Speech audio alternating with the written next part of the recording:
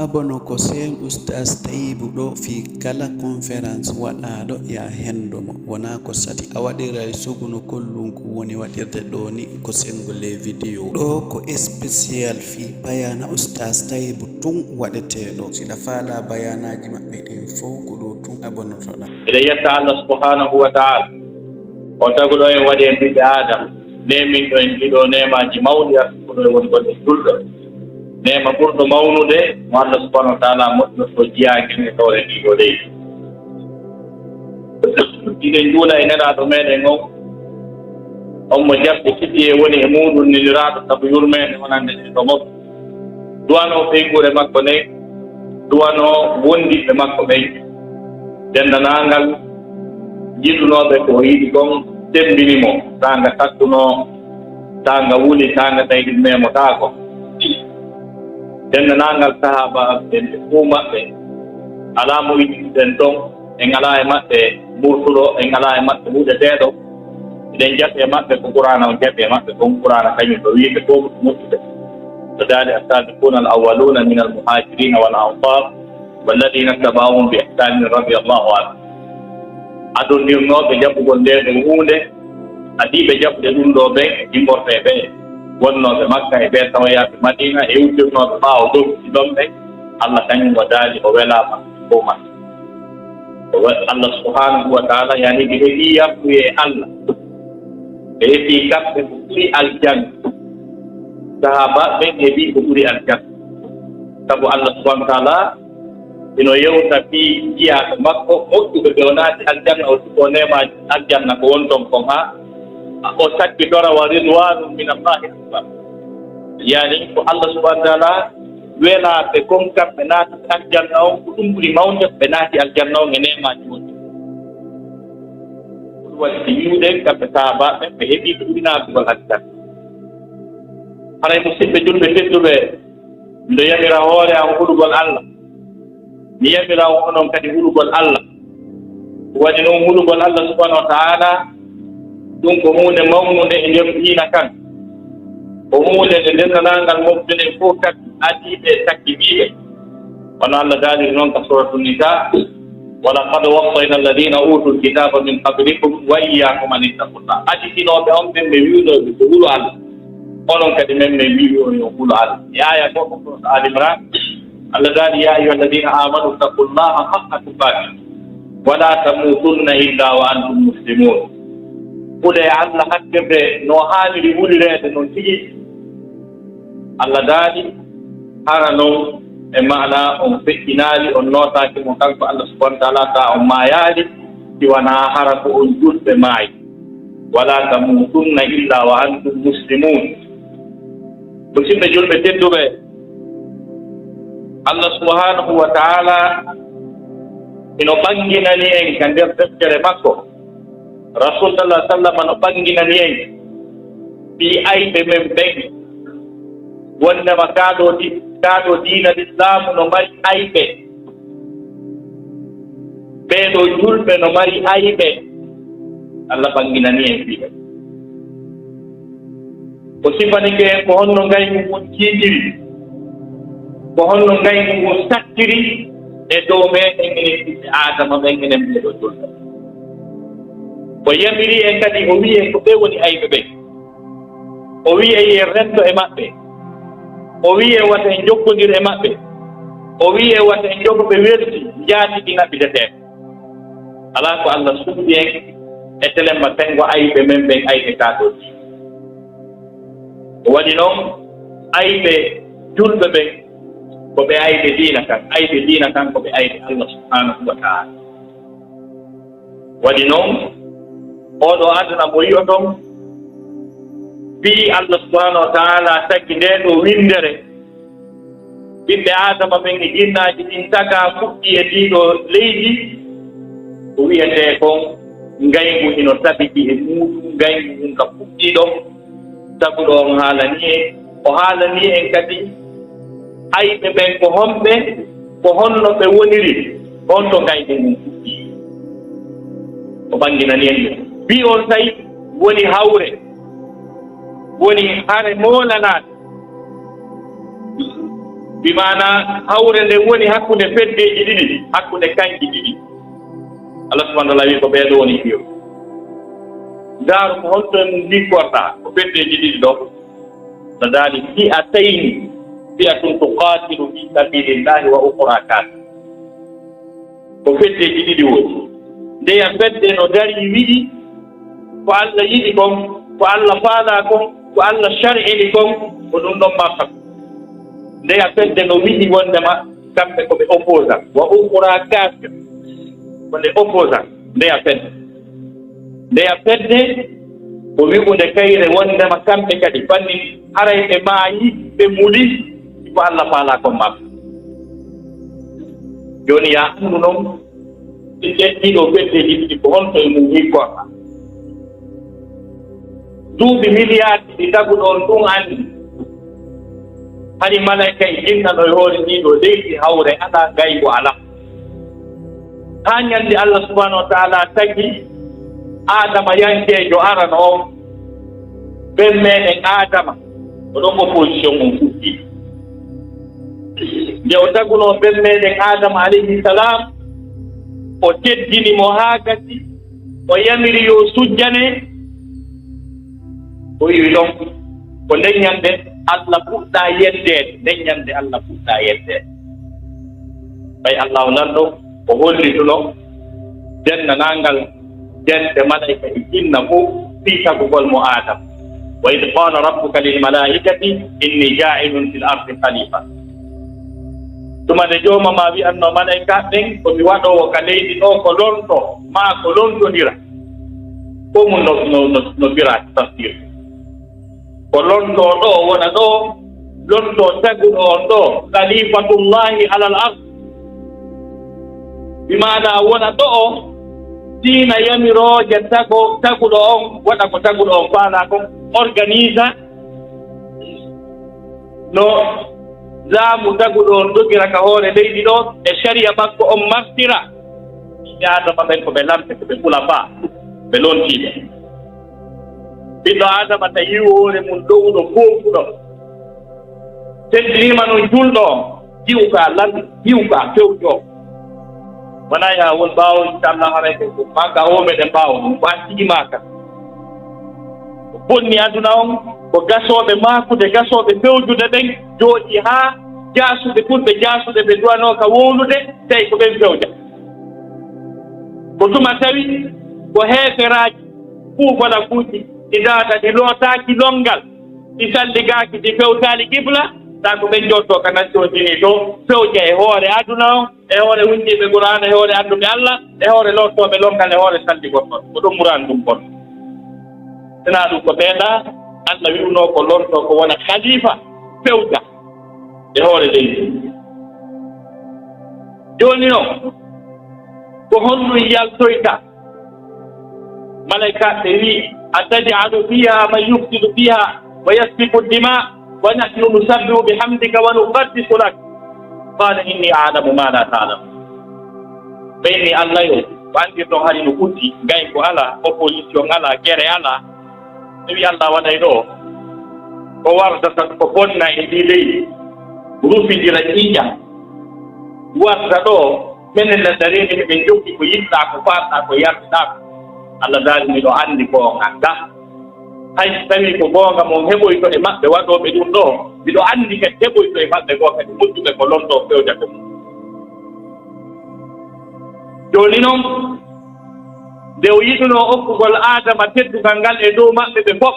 ko ɗum kala ko teddiraaka hatta ɗo ko teddirɗo ganndal diina ɓuri teddude teddirɗo ganndal diina ko on ɓuri teddude mo ɓuri lanɗo mo ɓuri jonkaade ko fii hon ɗum noon Allah yiɗii teddingol ɓen meeɗen aadama e dow malaika e jinna fof Allah no wawno wiide nden ñannde iwi hannde awa oɗo landotoɗo kala ko faalɗo artikaaji ɗi mi alfiniimo aray woni jon jawdi mo wiide wi hannde ko oɗo laamiyo aray o woni lofdi pouvoir jon laamu kono ko Allah ko daali wa allama adama al asmaa kullaha ko ganndal o hokkunooma nde o meemunoo ganndal ngal haa yoni o yami o fewtini ɗin piiji ɗi o tindini adama e malaikaaji ɗin ɗi déclare ɗi annda qalu la ilma lana illa ma 'allamtana ben ala gandal sina ko jannuɗa men ɗum to a jannade men min annda ɗum ɗo on tawi Allah dananoyi adama alayhi salam ya adam an mbiyum bi asma'i ƴeetiɓe no ɗum wiyete on tawi o janni ɓe o jannunoɓe ɗo o tetti e hoore maɓɓe on tawi noon Allah yamiri ɓe noon joni yoɓe sujjanmo ɓe sujjani adama e hoore hiɓe welɗi e hoore hiɓe welɗi siinugol yamirore Allah tengo o neɗɗo mo Allah subahana taala teddini ɓurni e dow maɓɓe nde ñande tama ɗum ɗon ha tawi gaño gooto no nder ɗon gañano añan e aya goo fa sajada al malaikatu kulluhum ajmaun illa iblis jennanani nag malaika fof sujji wonayi oɗo o sali sujjude tawi salagol makko sujjugol ngol wona Allah o yawiti kono ko woni ko hawranali sujjangol on ɗon imo yiɗi mo ɓuri mo aya goo a asjudu liman halakta tina mi sujjanayi on mo taguɗa tawi ko o loopal woni ko taguɗa qala ma mana'aka an tasjuda lima halaktu biyadayya ko honɗum haɗuma sujjangol on momi tagiri juuɗe an ɗen ɗiɗi a astakbarta am kunta min al aadin a mawnintinni ka a tawnu hoore ma e townitiiɓe ɓen qala ana hayrun minhu halaktani min naarin wa halaktahu min tinin miɗo ɓuri mo moƴƴude no arti noon ka suura Sad jonen ka suura o lanndinoy o wii wondema miɗo ɓuri o moƴƴude a takiiɗan e yiite a takii o e loopal yirtoyi hawre nde woni ɗo jooni noon Allah subhanahu wa taala yaltinimo ka nder aljanna yaltinimo e dow noomay jatti kala poste ko joginoo kala laamu e teddugal ko joginoo Allah wi mi ɓoorii ɗum e maaɗa sabu ko mawniɗaa e dow oɗo ko sappo yettinaade o ferti kala ko o jogini o jogii noon adama alayhi salam gaño o deesidi o bonna e programme o bonna e programme kala ko jokkondiri o darii o woodiri hannde kadi ɓeeɗo o wi maɓɓe boni o wi Allah o mo majjini o mo hoynirɗaanan sabu muɗum mi majjinaymo kanko e surriya makko on fof ko ɗum o wi e aya goo fala aqudanna lahum sirataka almustaqim fala tajidu aktarahum shakirin laawol maɗa fewngol moƴƴungol ngol tata mo jotti ngol o naatay aljanna mi jotto ɗon mi majjina ɓe fof a heɓata ko ɓuri ɗuuɗude e maɓɓe yettiroɓema dewal a heɓata ɗum yilti o wi mi ardana ɓe kala ka ɓe gasata ka ɓe heɓirayno moƴƴere mi baara bala aatiyannahum min bayni aydihim wa min khalfihim wa an aymanihim mi ardanay ɓe banni ɗiɗi fof tawa hannde kadi a heɓata e maɓɓe yettoɓe ɓayi ɓuri ka gayni yewte ko yewta ko fof on so Allah noddi e ngene ɓiɓɓe adama i ko woodi kongoy koye hoore soobe o woodi awa wattane hakke ya banni adam ko onon yo ɓiɓɓe adama la yaftinannakum iblis wa junuduhu wata on jaɓu ko satti wo ko satti iblisa e kono mum mum majjina on wono o yaltinirno noon ɓen moɗon adama ka aljanna wata on jaɓu mum kama akhraja abawaykum min aljannati yanziu anhuma libasahuma liyurayhuma sawatuhuma no rene e iblisa wata o sowol tinni on o majjinira on no gerduno noon bemmoɗon e yumma mon o yaltina ka aljanna o liɗi ɓe jonti ɗin o weeɗi e maɓɓe awraji maɓɓe Allah daali innahu yarakum huwa wa qabiluhu min haythu la tarawna emo reeni on kanko e groupe makko on e nokku ka onon o reenaɓe ƴette disposition wata o majjima o wata o habbo Allah subhanahu wa ta'ala laɓɓinani en opposition on ko neñande futti o yeefi en noon oɗo ko gaño mo on iblisa e groupe mon on ko gaño mo combat on noon joni noon ko noon iblisa gerdiri ha e zamanuji bus ha o weeɓitani ɓiɓɓe adama ɓen e jinnaji ɗin ko ɓurata mettude tagguɗo on ko wiyete shirku ko nde ɓe naatuno e nder sirkon ɓe muti e muɗum Allah neli ada mo addi nelde on ko wiyete nuhu alayhi salam sabu ko annabajo nenaɗo fi haɗugol kanko mission makko on ko yawwiyaɓe ɓe inna arsalna nuhan ila qawmihi an anzir qawman min qabli an yatiyahum adabun alim yeeso ɓe ɓe accitiraɗo ledde ɗen hewti o noddi o haɗi shirku duuɓi temeɗɗe jeenayi e duuɓi capanɗe joyi mo haɓude shirku inna arsalna nuhan ila qawmihi falabisa fihim alfa sanatin illa 50 ama nde tawnoɓe jaɓani fes Allah wi o ƴawnu beru jaɓuɓe ɓen a nder nana e kulloy koye fof o halkidiri kala ko wiyete shirku e ɗimumon fof o jaɓi torare annabajo makko qala rabbi la tazar ala al ardi min al kafirina dayya Allah halkidir ko o halkidiri kala ko wiyete jeeseraɓe e jeesoore dow leydi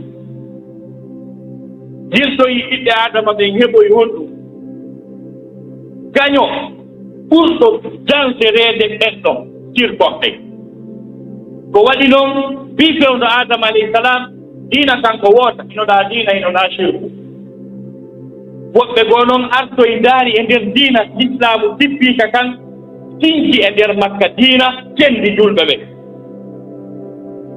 haa gasi ko ɓen ɗon ɓuri bonde sirkoɓe ɓe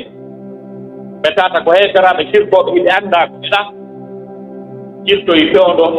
annabi Musa alayhi salam ɓayden nangal annabaɓe ɓe fof maɓɓe hari koɓe julɓe ɓe fof ko l'islam ɓe yettini ɓe fof eɓe yewti konngol ka ɓe déclaré hoore maɓɓe fof ko julɓe qul amanna billahi wa ma unzila ilayna wa unzila ala ibrahima wa ismaila wa ishaqa wa yaqub wal asbat wa utiya musa wa isa wan nabiyuna min rabbihim la nufarriqu bayna ahadin minhum wa nahnu lahu muslimun o nani inde annabaɓe limtade aya o e woɓɓe goo kadi ɓe yimɓe mum wowlaka ɗum ɓe fof maɓɓe ɓe yini koɓe julɓe hay goto wiyaani ko chrétien ma ko alyahuda ma koye diina ko woni jooni noon annabi Musa alayhi salam nde o yottinno l'islamu on e dow deftere tawreta tippiɗe e makko nden ɓay o feƴƴi ɓe tansi nden tawreta ɓe wattitinde ɓe moƴƴini diina fenande ha no wiya e diina alyahuda no judaïsme ɓe sinki kan diina e nder diina ka o yaalti kan sabu waylitugol maɓɓe deftere nden Allah huɗi ɓe e ɗen golle maɓɓe qur'ana wi fa waylun lilladina yaktubuna alkitaba bi aydihim thumma yaquluna hada min indillah fa waylun lahum mimma katabat aydihim wa waylun lahum mimma bone lette wodani ɓen ɓeno ƴetta deftere tippina nde waylita windira juuɗe maɓɓe nde wiyan ko ɗum ɗo yiwita Allah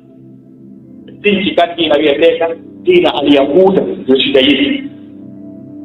kanko e nder diina seddu ka itta no wiye diina l'islam ka annabajo wiyeteɗo Musa yottini e deftere makko tippiɗe wiyeteɗe tawra a tora ɓe falsifiɗi diina ko heeɓi ɗon e nder diina l'islam woni fedde ɗuɗande hayde l'islam ɓay annabi Isa alayhi salam kañum kadi nelaama haa gasi kankade o yottini nenal makko ngal o jentinama o ƴawi dow gaa woɓɓe goo ƴetti deftere tippinare makko wiyetede nde linjila évangile ɓe wayliti nen ɗon ɓe tampide ɓe moƴƴini diina wiyete ka christianisme diina catholique diina chrétien yaade kamɓe kadi ko ɗum ɓe waɗi tawde kadi annabi Isa kanko kadi hari ko julɗo jokkunoɓe moɓen kadi koɓe julɓe koɓe déclarani hoore maɓɓe wa ida awhaytu ila alhawariyina an aminu bi wa bi rasuli qalu amanna washhad bi annana muslim. Allah daali gardiituma nden wiyanno hawariyuna ɓen jokkunoɓe annabi Isa ɓen ko ɓe wiyete hawariyuna, jokkunoɓe nelaaɗo ɓen ko ɓe wiyete assahaba sahaba ɓen, jokkunoɓe Muhammad ɓe wiye sahaba ɓen, ɓe wiye ko français de compagnon de Muhammad. Jokkunoɓe annabi Isa ɓe wiye hawariyuna, ɓe wiye ko français des apôtres de Jésus. Jooni noon Allah wiino ɓe gonɗinela gonɗinon o ɓe inni min gonɗinimo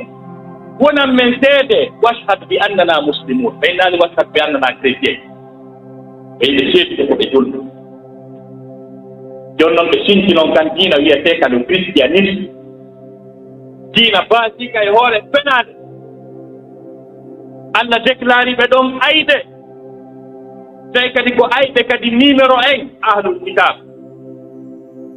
Ahlul kitab al yahuda e annasara ɓen ɗon kadi Allah déclari ɓe koɓe ayɓe me en koɓe ayɓe diina kan. Kono Allah o nan ɗo linti ngaymu mum no woniri noon, sifano wiide noon ka sortu Maida, la tajidanna ashadda annasi adawatan lilladina amanu lyahud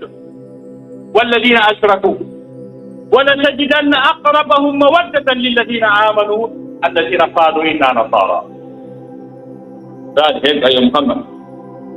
aro yey ha ji'a tawa wiyama la tajidanna haray ko après examen après épreuve wiyete la tajidanna, wiyama a tawoyay haray a darama taw haray tatti ɗi anda jaka ko noon woni ɓay kala ko Allah woodi sifa ɗum haray wosnaɗo feccinigo annabi Ayyuba nde o nawno duuɓi jeɗɗi mo nawno o tampiya Allah daal inna wajadnahu sabira, hay tatti Allah wi andi ko noon woni. La tajidanna on kañum kadi e nder gurdam maɗa diina kan am Muhammad e julɓe jokkuɓema ɓen on aroyay hay on andon on ala gaño tampinɗo on letti on ha hewɓe ɓen. La tajidanna ashadda annas ko ɓuri sakɓe yimɓe ɓen adawatan gayni añuɓe on ɓen fof añuɓe lislamu ɓen e julɓe ɓen fof on garoe tawon ko ɓuroy on añude alyahuda ko alyahudankoɓe, si iwti e maɓɓe ko sirkoɓe ɓen mushrikina. A tawoyay ko ɓuri ɓattade on yiɗugol e maɓɓe kamɓe añuɓe on ɓen wona yo sikke dey annasara no yiɗi julɓe ɓen, famirɓe noon aya on ɓe famadi no fewi. Annasara ha hande yiɗali julɓe, kono ayɓe ɓen ko kamɓe ɓuri hakkidade seeɗa ka añugol. ɓay Allah daali wala tajidanna aqrabahu groupe añuɓe ɓen, groupe añuɓe ɓen ko ɓuri ɓattade e moɗon mo waddata yiɗugol alladina ko ɓe yimɓe qaalu wiwɓe inna nasara ko min annasara, wona si ɓe yiɗi ɓe yiɗa en dow. Kono Allah lindu ngaygu mum degré muɗo towude añugol en ko alyahud, degré hikkitiɗo ɗon on ko mushrikina en, degré tammu on ko ɓi maana ko annasara. Wonɗo troisiéme e groupe on ko samakalajo nayi samakalajo kan kadi mo nder toon o balli ɗo añuɓe julɓe. Qur'ana banginani en laɓɓinani en posɗi ɓen. Joni noon musidɓe julɓe tedduɓe, ɓeɗo ɓe Allah déclari ko ɓe ayɓe, ɓe Allah déclari kadi ko ɓe heeseraɓe kadi. Alyahuda ko heeseraɓe, annasara ko heeseraɓe, wona ɓe julɓe. Allah déclari kadi ko Allah tagi kon fof ala ko boni ha heewi. Jemde Qur'an inna alladina kafaru no ɓen heeseraɓe, ɗum wawa si goɗɗo wiya e honto ɓe woni andu ko nukta tawi debbo en haray attaque incitation. Inna alladina kafaru no heeferaɓe wasi goɗɗo wiya e hoɓɓe numéro 1 min ahlil kitab, numéro 2 wal mushrikina. Si Allah wi ahlul kitab ɗum ande ko yahude e annasara, so wi yahudu ande ko ɓeeɗa, so wi nasara ko ɓeeɗa tum, kono so wi ɗum ahlul kitab ande ko groupe o ɗiɗi. Inna alladina kafaru no ɓe yedduɓe min ahlil kitab imborde yimɓe hokkaɓe gande defte al yahuda e annasara e maɗa. Sida ɗaɓɓude heeferaɓe ɓen ko Allah ko adori ko al yahuda e annasara, o hikki ɗon mushrikina e wal mushrikina e sirkoɓe ɓen, o wi ɓeɗo fof ko heeferaɓe. Fi naari jahannama hiɓe kader yiite jahannama nder toon, khalidina fiha ko ɗon ɓe luttinte. ulaika hum ko ɓe tigi woni sharru ɓuri bonde albariya ko woni hawre leydi. Alkalimatul bariyati min albar, albariya min albar tadirle terrestre wiyama barre ko leydi. Kala ko jindi ka hoore leydi o hakkude pintoji e darde ko mbawa e rebel, kala ko jindi ka hoore leydi hakkude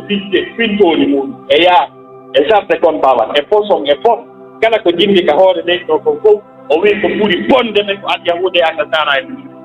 ulaika hum sharrul bari. Joni noon Allah wi'ay ko ɓeeɗo ɓuri bonde ka hoore leydi. Nana julɗo no wi'a hiɓe moƴƴi e awa siɗe tottoɓe naata e liɗi hara en nganndawa kombo naatoyde aljanna. Ya julɗo wi'a ɓe moƴƴi ɓe Allah déclare bon, Allah déclare ɓe heeferaɓe, o déclare ɓe ayɓe en kam. Sa ko ɓeeɗo julɗo ñentinta ala ɓe na 24 on hewti 31 on hewti 24 e 31 ko fii ɓe wona affaire julɗo noon na yimɓe ɓe julɗo duwa jokkude sabu ko bandiji heeferaji pewɗi yettude Allah subahanahu wa taala waɗuɓe kala façon delɗi no yettirte. ɓe Allah déclare ayɓe men bomɓe kadi jokkuɓe no janko en kadi boneji ɓurɗi mawde ko waddi ɓe Allah ko hino ɗuuɗi kono mo linki goɗɗi ka suratu nisa, mo linki goɗɗi ka suratu nisa ko ɗin ɗon ɓuri hulɓinade ɓuri bonde sabu ko linki o jokki ɗiɗi kadi.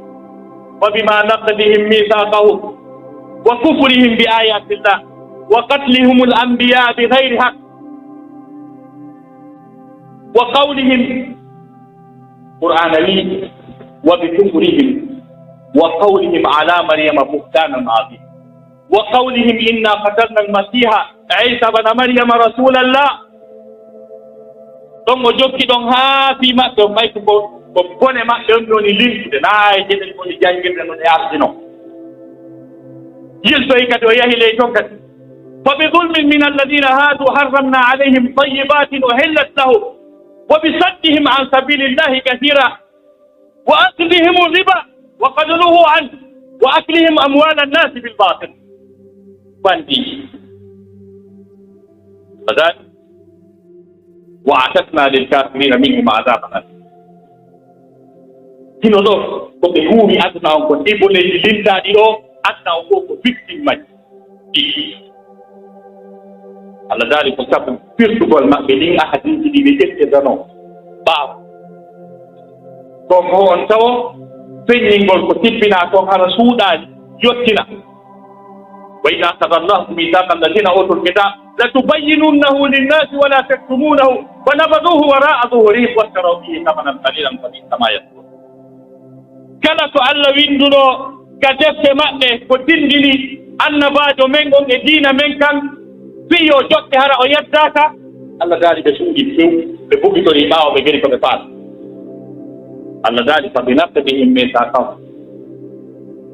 sabu firtugol maɓɓe ahadi maɓɓe e yeddugol maɓɓe Allah subhanahu wa taala yeddugol ayeji Allah ɗe e warugol annaba ɗen. awa kullama jaakum rasulun bima la tahwa anfusukum fariqan kadzabtum wa fariqan taktum. annabajo so yettini e maɓɓe simo mari chance ɓen na ɓen tey bas ɓe sali ɓe jokkata so ala chance ɓe wara mo ɓurtana ɓe tawi ko ɓe huɗaani. yilti qur'ana wi kañum e keeseraku maɓɓe no wa qawluhum qulubuna ghulf ɓe yetti haa ɓeyni haysi meɗen faala pewde mi wata pewde mene ɓerɗa men nen ko sofiɗi bal la'anahum llahu bi kufrihim fala yuminuna illa qalila. yiltoyi kadi wa bi kufrihim e keeseraku maɓɓe mum kadi wa qawlihim ala maryama buhtanan azima e ko ɓe feni e hoore maryama fenade molnade. so ndaari ka deftere alyahudankoɓe wiyeten minen talmud ɓe wi e mayre Allah tagu nene maryama waɗi mo jiwla baatu kanko tigi o faala tu o jaati ɗum o heɓiri ɗum pat ko ɗum Allah wi buhtanan aziman ɗon ɓe wi e hoore o debbo ko fenade molanade goo yiltoyi kañum kadi ko ɓe wi ko ɓe wari maryama wa qawlihim inna qatalna almasiha taane ɗum titirɗi annabajo almasiha ko titre Isa ko titre ibnu maryama ko titre wa qawlihim inna qatalna al-masiha Isa ibn Maryam rasulullahi kanyen kadi ko tiidi Allah daali neɗɗo momi jeddini mi waɗani ɗe teddude ɗo fof hara ɓe wawi nangude o ɓe sempa mo ɓe wara mo e hoore tooñe mi ronka mo dandude Allah wi ɗum noon kadi waddimen sabu fewre maɓɓe Allah harminani ɓe hay ko daganinoɓe e sabu ko ɓe cakki diina Allah kan ko heewi ko wa bi saddihim an sabilillahi kathira ko ɓe cakki l'islamu kon sifotaako ko ɓe cakki l'islamu ko kañum e ɗe jawle bonɗe harmude ɗe ɓe addi wa aslihim riba wa kad nuhu an hande kala piiji ɗin ɓe moƴƴinan no riba heɓora ko carte crédit ko assurance ko banque ko ɗum ɗo ko piiji ɗin jeenayi e sappo ko kamɓe moƴƴini fiyo programme ɗin fof wonu riba sa jogii mbuuɗi a yittata sooda ko ma walkoɗa ya goɗɗo no walko e suudu mbiya sunnu mo yoɓay no duuɓi jambatta lewru kala ɗum ɗo hay ko a hettinoɗo wi dañante so a battuɗo maɓɓe so a baasu sifa ɗum ɗo fof wa aklihim amwala nnasi bil batil ñaamugol maɓɓe jawle yimɓe hoore fenaande meere ine geem beeni e ɗiɗo fof heɓuɗo wowno arde haa hewta jonna ɓe hoota million ɗiɗo adda mbuuɗi jiggiɗe ɓe inna gooto gañite honto ɗi ɓeya ɗi woni honto ɗi yehi ɗum ɗo fof e tongugol weeɓitugol maɓɓe jeeno e ponkiiji ka chaine ji télévisé ka radio ji kala ko daarataako ko boni kala ko daarataako ko musique hay sa jentoto journal ko gallum adortoɗaa taw ako musique waɗi o hara RFI yewti kam ɗo Allah daali jamfa maɓɓe kange dow men ka suuɗi ka mawɗi wala tazalu tattali'u ala ha'inatin minhum illa qalilan minhum a seerata hiɗa ya jamfa umma jaro wiya wondema diwɓe ɓe nayo tikko ka lekkolji jaro wiya wondema loi waɗama hijabu intégral ko hunde toŋaɗu yahata e culture neɗɗanke yaaka sifa ɗiɗo piiji fof kala ko tawata ko hino moƴƴi no wondi e sutura no wondi e moƴƴere waɗande julɗoon ɓe toŋa ɓe weeɓita bayat kañum e bewre e haykugol neɗɗanke yaagal e dow tagge ɓe ɓoora fof ko limanu ɓe ukka fof e riba ɓe ñampina fof ko harmi ko sahi ɓe jooɗi ɗon jamfa maɓɓe kamɓe ɗuggi hiɗen jamfeede hiɗen jokkiɓe hiɗen waɗi ɓe neen goto baabu ko Allah daali e seratale e jamfa hunge maɓɓe jaro waɗa campagne inna rewɓenta teddine ɗo wondi e ñabbeeɗi ko ɗum ɓe fuɗɗorta ɓe aroye kadi ɓen na worɓe ɓen kañum kadi ɓe teddine sifa ɗiɗo piiɗi fof ɓe daroɓe inna e gorko jombu gorko fi wonɗo wo wonɗo ɓe ɓay ɗum ɓay ɓe ari Dakar ɗo ɗen ɓe haaɗi homosexualité Macky Sall wi Sénégal hewtal ɗon taw o ngal final ɗon Sénégal hewtali ɓay Barack Obama woodi fiiɗi Dakar ɗon o créé loi o ka maɓɓe Amérique himo e sommet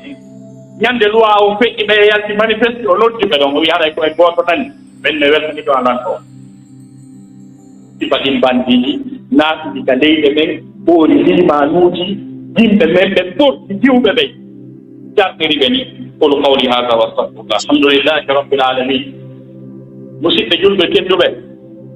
hannde al yahuda itti jikkuji men itti jikkuji suturaaji rewɓe ɓen hannde ko jiwɓe jelo jogiiɓe inɗe julɓe wattoto ko hewtaali ka koppi tawi tikkawol alaa e hoore mum takko wona tiggaade takko wona hijab jelo e maɓɓe watti pantalon ji jelo e ɓiɓɓe sukaaɓe yuppi tuuba maƴƴi cigarette yari beere jelo e maɓɓe yejjiti no nongal loodorte jelo e maɓɓe jestii juulugol taa ɗum fof ko alyahuuda e annataa tawa hannde noon ɓurɓe ɗuurde ɓen e julɓe ɓen ko ɓe yiɗi ko ɓe jokki ko yiɗi tawi ɓe waɗa feetooji ɓee wiye 24 on hewti yiya hajjaaɓe e alajjiɓe no wiya kono mbi teni fin d'année fayɗen quelle fin d'année 24 décembre ko feeto jibineede Isa ka maɓɓe kan diina fenaande a ka ɓe sinkiri e dow fenaande par ce que ko wiigol maɓɓe Isa fempa noon ko noon diina maɓɓe kay yalti wondema o fempat Qur'ana wi wa ma salabuhu wa ma qataluhu walakin tubbiya lahum o fempanooka o waranooka joni noon an gonɗina wondema o fempano si tawi a sutini chrétien yagal ngal e ɓesdi maɓɓe par ce que dina kanko tiñtaka e hoore ko fempano haala français ko wiyete croix ko leggal ngal on fempani ko wiyete christification ko anti o fempugon kon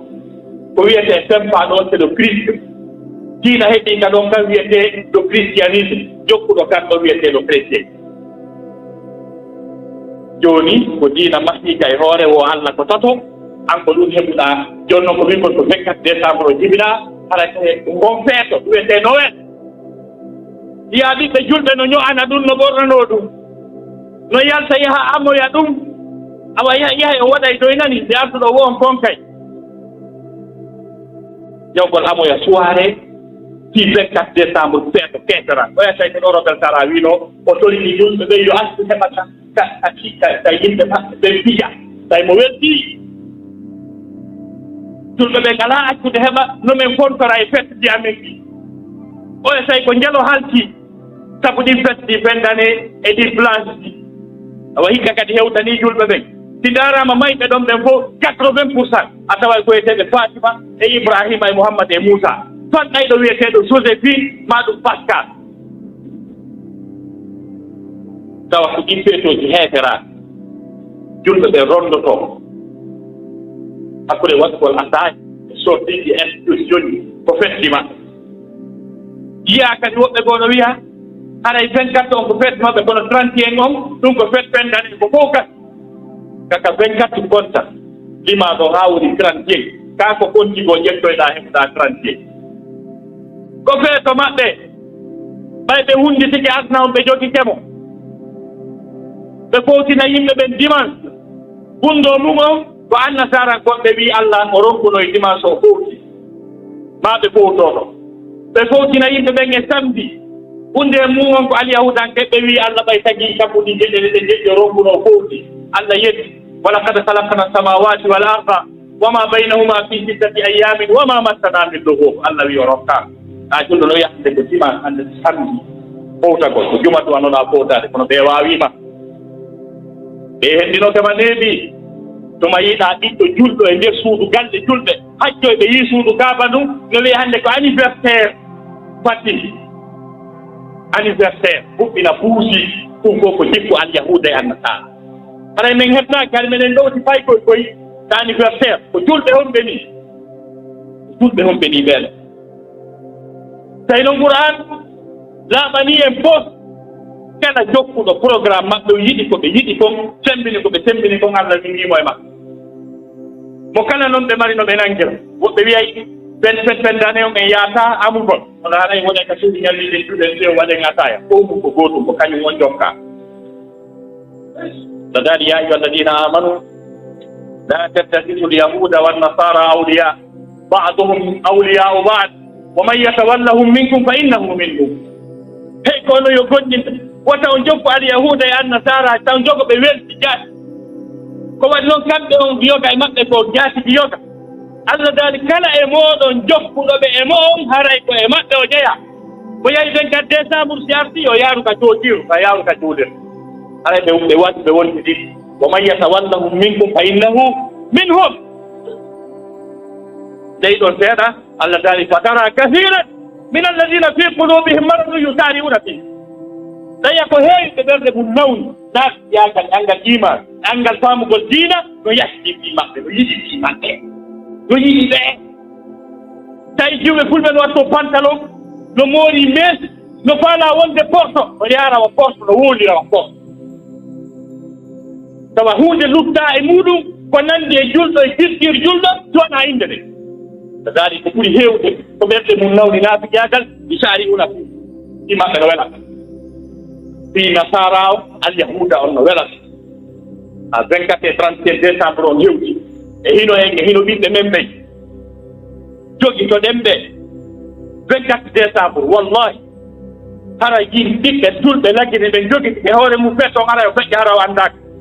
95% si sortike ye 35% no wawi dimbude saare comme andi ko liitiraji jelu peere yarete e nde parɗe ɗo ɗiɗi ko chrétien ɓe ɓen tu yari ɗum jaka seede ne allahumma arina alhaqa haqa wa summa ittiba'a وارنا الباطل باطلا وارزقنا اجتنابه